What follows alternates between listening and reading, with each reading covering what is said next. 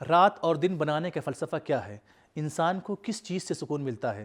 قرآن مجید نے سب سے زیادہ کن لوگوں کی تنقید کی ہے؟ آئیے ان سوالات کے جوابات جانتے ہیں آج کے ایپیسوڈ میں۔ بسم اللہ الرحمن الرحیم۔ ناظرین محترم، السلام علیکم ورحمۃ اللہ وبرکاتہ۔ سبیل قرآن کے اس نورانی بز میں ایک بار پھر آپ سبھی کا استقبال کرتے ہیں۔ مولا کائنات امام علیہ السلام ارشاد فرماتے ہیں، جان لو مستقبل کا علم، ماضی کی خبر، تمہارے بیماریوں کا علاج، تمہارے درمیان اتحاد، نظم و ضبط، سب کچھ قرآن میں موجود ہے۔ آج آپ کے سامنے سورہ نمل کی آیت نمبر 85 سے لے کر 87 کی تفسیر لے کر حاضر ہوئے ہیں۔ آئیے اپنے آج کے پروگرام کو شروع کرتے ہیں آیت نمبر 85 اور 86 کی تلاوت اور اس کے ترجمے سے۔ كتاب أنزلناه إليك مبارك ليدبروا آياته وليتذكر أولو الألباب بسم الله الرحمن الرحيم ووقع القول عليهم بما ظلموا فهم لا ينطقون ألم يروا أنا جعلنا الليل ليسكنوا فيه والنهار مبصرا إن في ذلك لآيات لقوم يؤمنون۔ اور چونکہ یہ لوگ ظلم کیا کرتے تھے، ان پر عذاب کا وعدہ پورا ہوگا، پھر یہ لوگ کچھ بول بھی نہ سکیں گے۔ کیا ان لوگوں نے یہ بھی نہ دیکھا کہ ہم نے رات کو اس لیے بنایا کہ یہ لوگ اس میں چین کریں، اور دن کو روشن تاکہ دیکھ بھال کریں؟ بے شک اس میں ایمان لانے والوں کے لیے قدرت خدا کی بہت سی نشانیاں ہیں۔ ان دو آیات میں خداوند رحمان الرحیم نے اپنے چاہنے والوں کے لیے کچھ اہم نکات رکھے ہیں۔ آئیے سن لیتے ہیں ان اہم نکات کو بھی۔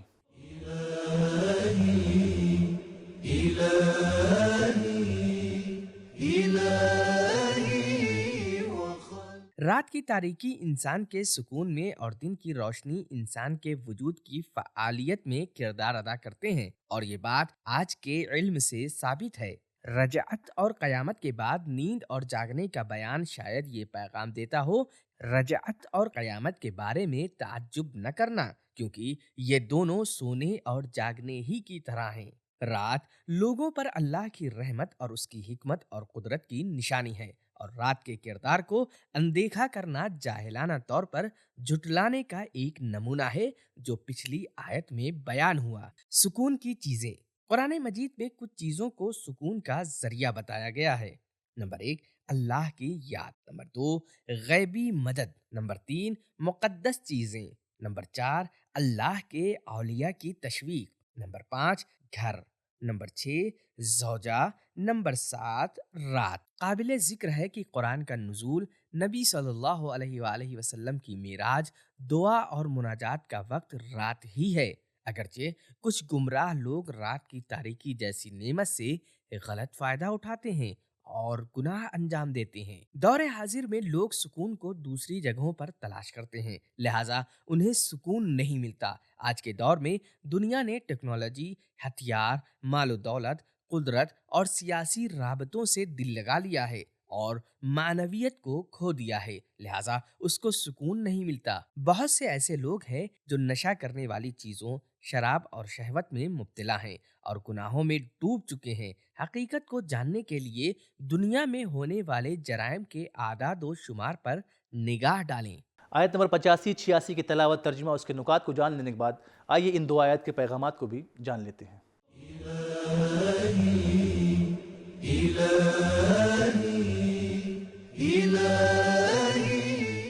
پیغام نمبر 1، ظالموں کا عذاب یقینی ہے۔ نمبر 2، ظالموں کو اللہ کے عذاب کے وعدے کے بارے میں پہلے ہی بتایا جا چکا ہے۔ نمبر 3، انسان خود اپنی تباہیوں کا سبب ہے۔ نمبر 4، انبیاء کی باتوں کو جھٹلانا اور بغاوت کرنا خود پر ظلم کرنا ہے۔ نمبر 5، قیامت میں ظالم کے پاس بولنے کے لیے کچھ نہ ہوگا۔ نمبر 6، جو لوگ دن اور رات کے آنے جانے سے عبرت نہیں حاصل کرتے وہ قابل تنقید ہیں۔ سب سے زیادہ قرآن مجید ان لوگوں کو تنقید کرتا ہے جو غفلت میں زندگی گزارتے ہیں۔ نمبر 7، دنیا کا نظام انسان کی ضرورتوں کے ساتھ ہم آہنگ ہے اور یہ ہم آہنگی ایک مدبر کے وجود کی دلیل ہے۔ جو حکیم اور یکتا ہے۔ نمبر 8، اپنی زندگی کے نظام میں رات کو آرام کے لیے مخصوص رکھیں۔ نمبر 9، ایمان اور دین میں غور و فکر کرنے کا کردار یہ ہے کہ انسان اس دنیا کو بامقصد، قدرت اور حکمت کی نشانی جانتا ہے۔ نمبر 10، آرام کرنا کام کرنے اور محنت کرنے کا مقدمہ ہونا چاہیے۔ دن کا اجالا کام کرنے کے لیے ہے، جیسا کہ سورہ اسراء کی آیت نمبر 12 میں ہے، تاکہ اپنے پروردگار کا لطف و کرم تلاش کرو اور کوشش اور محنت کرو۔ نمبر 11، صرف ایمان والے ہی اللہ کی نشانیوں سے عبرت حاصل کرتے ہیں۔ آئیے اب سنتے ہیں سورہ نمل کی آیت نمبر 87 کی تلاوت اور اس کے ترجمے کو۔ وَيَوْمَ يُنفَخُ فِي الصُّورِ فَفَزِعَ مَن فِي السَّمَاوَاتِ وَمَن فِي الْأَرْضِ إِلَّا مَن شَاءَ اللَّهُ وَكُلٌّ أَتَوْهُ دَاخِرِينَ۔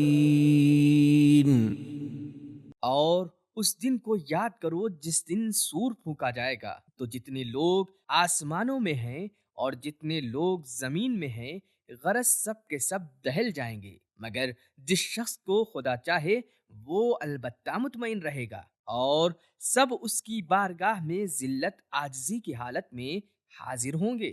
اس ایک آیت میں بھی خداوند الرحمن الرحیم نے اپنے چاہنے والوں کے لیے کچھ اہم نکات رکھے ہیں۔ آئے سن لیتے ہیں ان اہم نکات کو بھی۔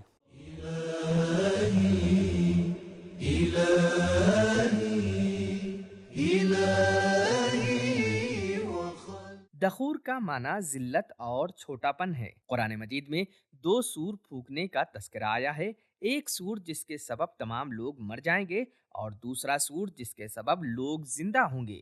سورہ زمر کی آیت نمبر 68 میں ملتا ہے وَنُفِخَ فِي الصُّورِ فَصَعِقَ مَن فِي السَّمَاوَاتِ وَمَن فِي الْأَرْضِ إِلَّا مَن شَاءَ اللَّهُ ثُمَّ نُفِخَ فِيهِ أُخْرَى فَإِذَا هُمْ قِيَامٌ يَنظُرُونَ۔ اور سور پھونکا جائے گا تو مر جائیں گے جتنے آسمانوں میں ہیں اور جتنے زمین میں، مگر جسے اللہ چاہے پھر وہ دوبارہ پھونکا جائے گا، جبھی وہ حساب و کتاب کے انتظار میں کھڑے ہو جائیں گے۔ اس آیت میں سور پھونکنے سے مراد یا تو پہلا والا ہے جس کی دلیل لفظ فزع ہے، یا تو دوسرا والا ہے جس کی دلیل اتوہو ہے، یا تو دونوں مراد ہے جس کی دلیل دونوں الفاظ ہیں۔ واللہ عالم۔ روایتوں میں ملتا ہے سور پھونکنے کا ذمہ دار ایک فرشتہ ہے جس کا نام اسرافیل ہے۔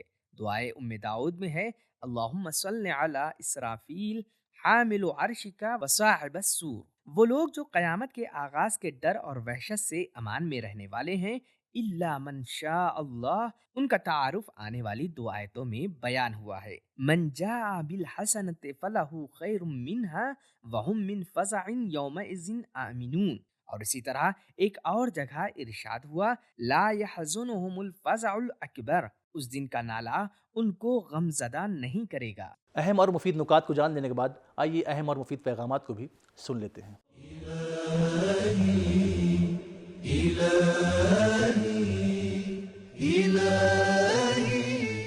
نمبر 1، دنیا کے نظام کا درہم برہم ہونا، انسانوں کی موت اور قیامت کا آغاز ایک خوفناک آواز سور پھونکنے کے ذریعے ہوگا۔ نمبر 2، آسمانوں میں زندہ اور ذمہ دار موجودات پائی جاتی ہیں اور یہ موجودات بھی قیامت میں اٹھائی جائیں گی۔ نمبر 3، قیامت میں ہر ایک اپنے آپ کو چھوٹا محسوس کرے گا۔